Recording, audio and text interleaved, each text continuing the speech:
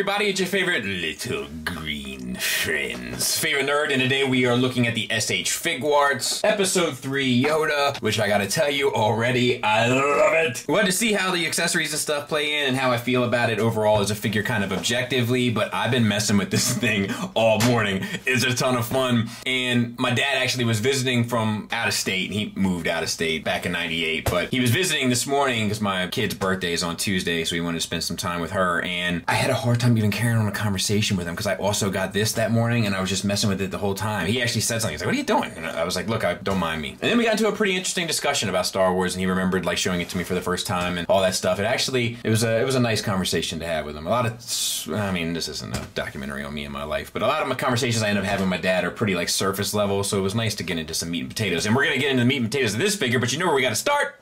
So he comes with 2 holding hands left and right and 2 relaxed hands left and right. 2 different heads that are swappable, which is awfully nice to get. I love this, like, I don't quite trust your face. And also did you hear that beat? Sorry. That's funny. Face, but I think they look good. They're decoed the same. We'll talk about it when we get to the figure. He comes with a lightsaber. Now, from what I can tell, the blade doesn't disconnect. And the hilt doesn't go on his belt, which is a bummer. That drives me nuts. Also, for the blade, you know what I want? I want a white rod going up through the center with the green translucent around it, and I'm going to keep saying it till I get it. We have silver paint on it and black plastic otherwise, and it is a nice sculpt. And he can also hold it with either of the holding hands by just sliding the hilt through it.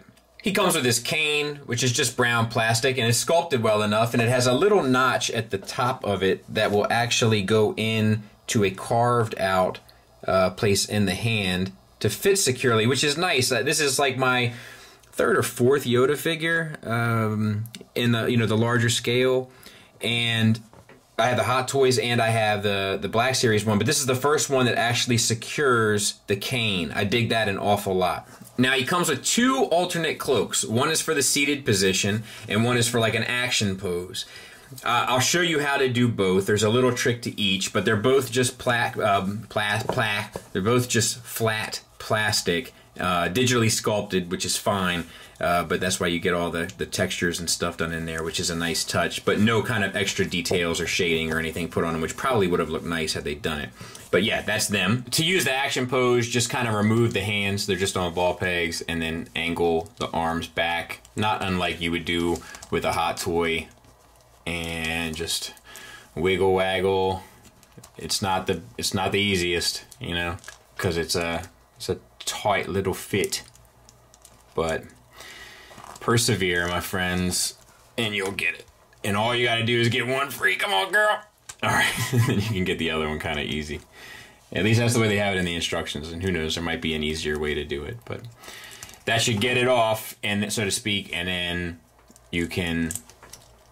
Oh, you know what?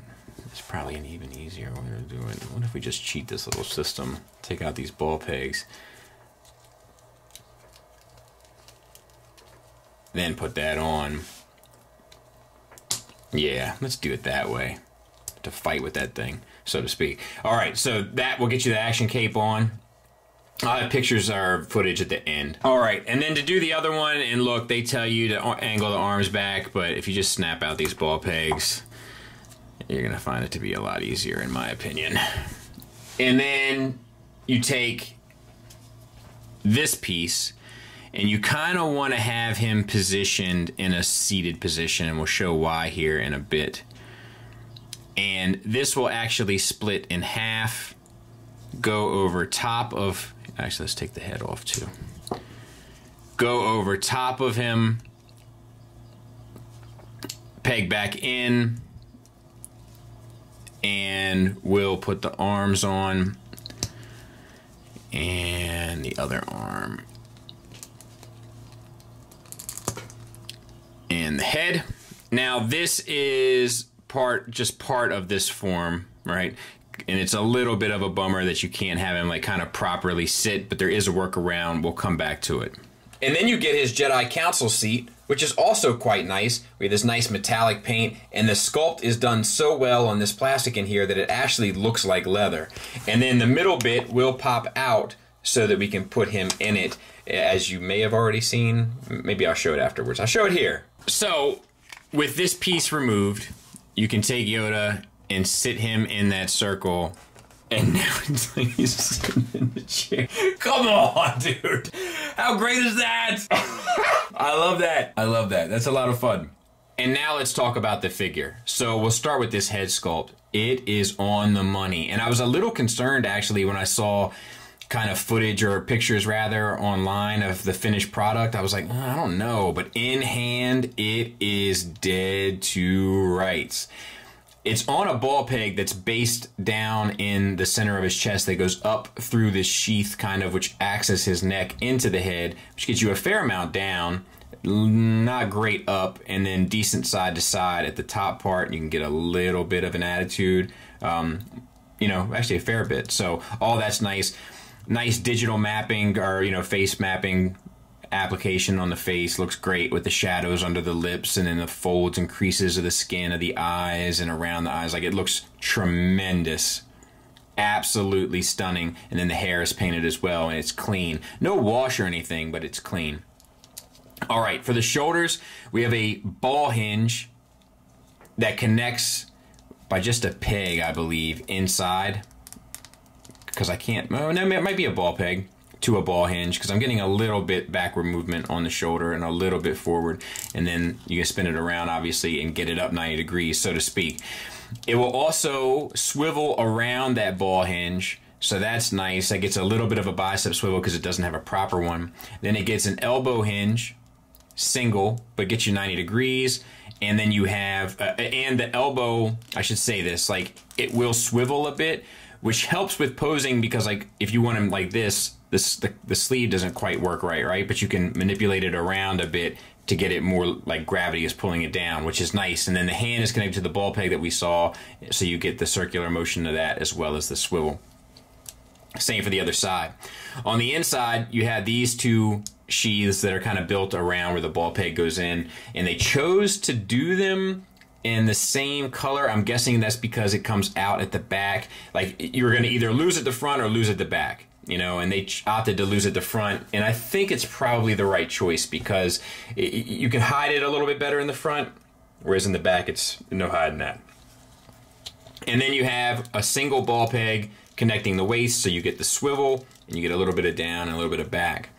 I should just take this thing apart to show you, but let's try not to.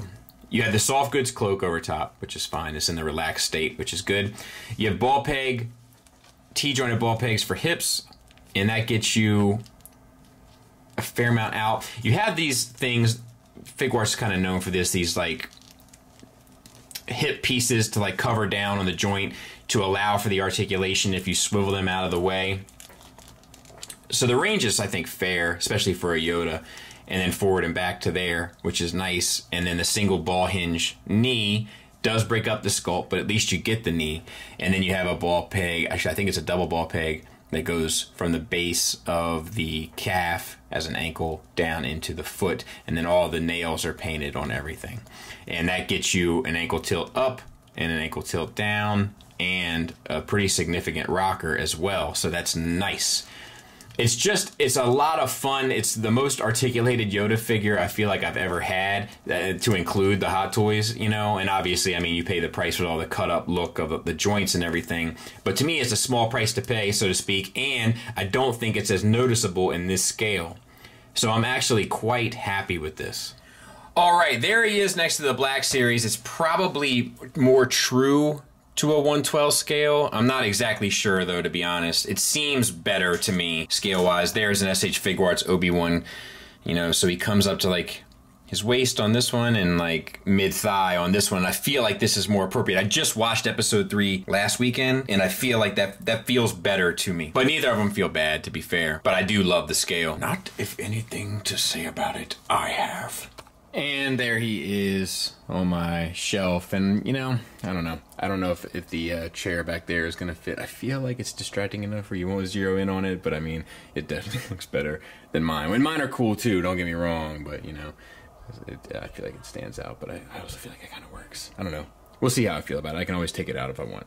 All right, let's start with the negatives. And my biggest complaint regarding this guy is, to me, in Attack of the Clones, a defining thing about this character was that lightsaber pull he had from his belt. It's one of my favorite moments in all of Star Wars, and I wish there was a way to separate the lightsaber from the hilt. And maybe there is, I just don't see it. But even if there is, I don't see a way to connect the hilt to the belt. Something they always do, and for some reason on this one they did not. And that's a real big oversight for me. And obviously I'm bringing personal baggage to the dance floor, so to speak. But, you know, where else am I going to voice my opinion about a toy, right? Everything else is pretty much spot on perfect, like figure of the year perfect. The sculpt is money, the paint is money, the accessories are fantastic, the exception of that integration of the lightsaber, but to add the seat and then have the different cloaks for different poses and styles and so forth and so on. The articulation, like this is probably the first Yoda action figure we've ever got, and when I say that to be specific, like you can pull off action in this. And it shows, and it's really nice, and it's really rewarding, and it definitely feels like the character has just come to life on your shelf, and that's a big thing for me, and something that I often feel like is overlooked by a lot of companies when they approach a character, but not here. This looks like Yoda jumped right off the screen onto your shelf and is ready for action, and I dig it an awful lot. I got another figure today that's more expensive, and I haven't even been interested in taking a look at it, honestly, because I've just been so wrapped up in playing with this Yoda. It's a lot of fun, and I strongly recommend it, but it's awfully pricey for what it is, so, you know, that comes down to how you view and value this character and this representation of this character within your collection. I can't really make that call for you, but what I can tell you is it's great. Thanks for listening. Thanks for watching. Until next time, take care.